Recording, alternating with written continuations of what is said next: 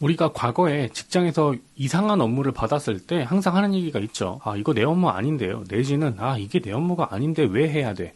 약간 이런 느낌으로 업무를 대하는 모습을 많이 확인하실 수가 있습니다. 그건 저도 마찬가지였고요. 그런데 최근에 AI가 발달함에 따라서 이렇게 이야기를 하기가 생각보다 좀 어려워졌습니다. 왜냐하면 이게 특정한 전문성을 띠는 그런 업무들이 아니라고 한다면 웬만한 업무들은 이제 AI를 통해서 업무 처리가 가능해졌기 때문이라고 많이들 이야기를 하죠.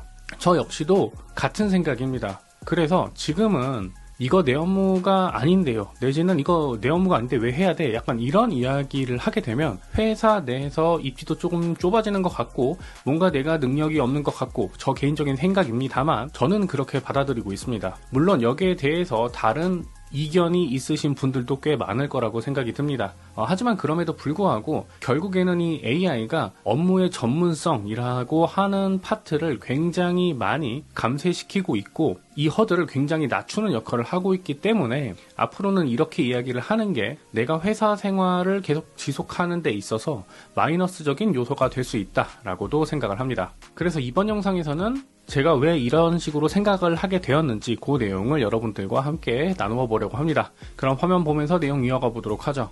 자, 그럼 지금부터 제가 왜 이렇게 생각하는지 하나씩 내용을 말씀드리도록 하겠습니다. 그래도 나름대로 좀 객관성을 부여하기 위해서 지금 보이시는 이런 자료들을 레퍼런스로 삼아서 제가 하나씩 말씀드리도록 하겠습니다.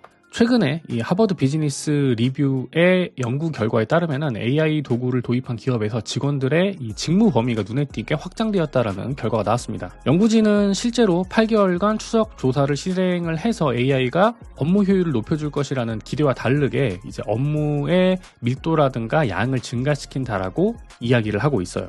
예를 들어서 기획자가 이제 GPT라던가 클로드를 통해서 간단한 코드 작업을 진행을 한다거나 마케터가 AI 분석 도구를 이용해서 복잡한 데이터를 분석하는 일이 이제는 굉장히 쉽고 편해진 일상이 되었다는 거죠. 자, 그렇다면 국내 현황은 어떨까요? 자, 이미 국내 조사에서도 직장인 10명 중 6명은 이미 업무에 AI를 활용하고 있다라고 결과가 나오고 있고요. 응답자의 89% 정도가 AI 도구가 업무 방식에 긍정적인 변화를 줄 것이다 라고 이야기를 했다고 합니다. 이처럼 AI는 단순한 보조 도구를 넘어서 직장 내 업무 구조 자체를 좀 근본적으로 재편하고 있다, 이렇게 생각을 해볼 수가 있습니다. 자, 그렇다면 처음에 말씀드린 내 업무가 아닌데요 라고 하는 이 말이 더 이상 통하지 않는 이유는 무엇일까? 제가 생각하는 3가지 이유를 하나씩 말씀드리겠습니다. 자, 먼저 첫 번째는 AI로 인한 직무 범위가 무분별하게 확장되고 있다라고 생각을 합니다. AI 덕분에 과거에는 전문가만 할 수 있었던 업무를 이제는 비전문가도 일정 수준까지는 처리할 수가 있게 되었죠. 자, 그 결과로 이제 상급자분들이 이런 얘기를 많이 하죠. 그거 AI로 할 수 있는 거잖아 라고 이야기를 한단 말입니다. 이 말은 뭐냐면은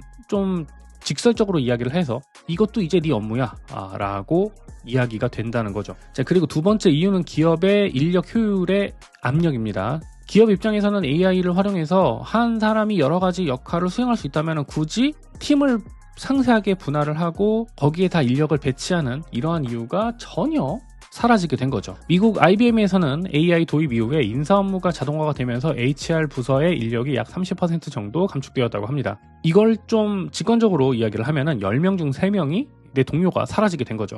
자, 그리고 세 번째 이유는 채용 기준이 변화가 되었다는 겁니다.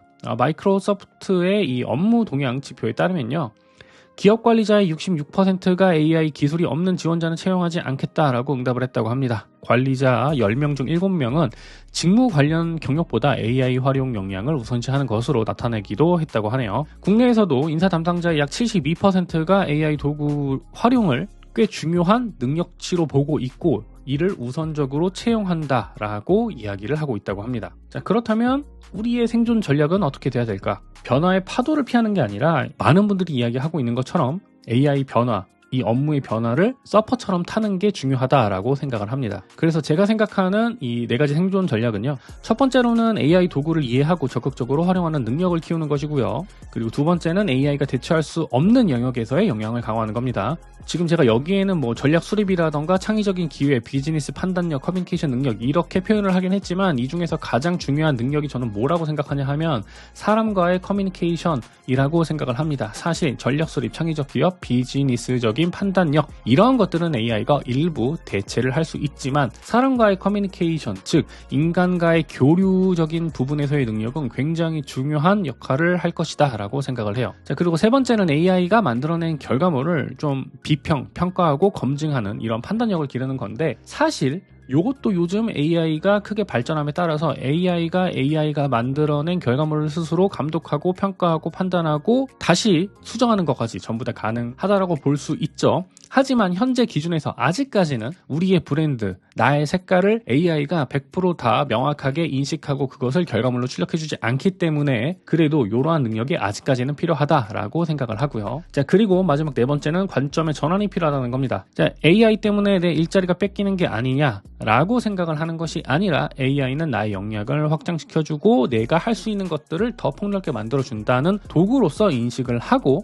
이를 바탕으로 업무를 대하고 직무를 대하고 업무를 봐야 되는 이러한 자세가 좀 필요하지 않나라고 생각을 합니다. 자, 결과적으로는 이 AI를 나의 파트너라고 인식을 하고 내 스스로 그 범위를 확장하는 그러한 직장인이 향후에는 살아남지 않을까라고 생각을 합니다.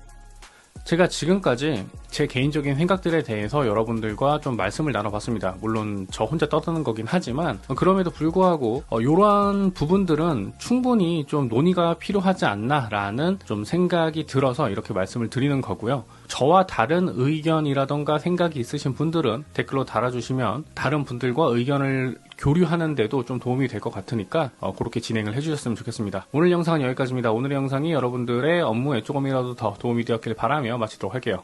지금까지 그리고 앞으로도 전 캡스톤다 실무자입니다. 감사합니다.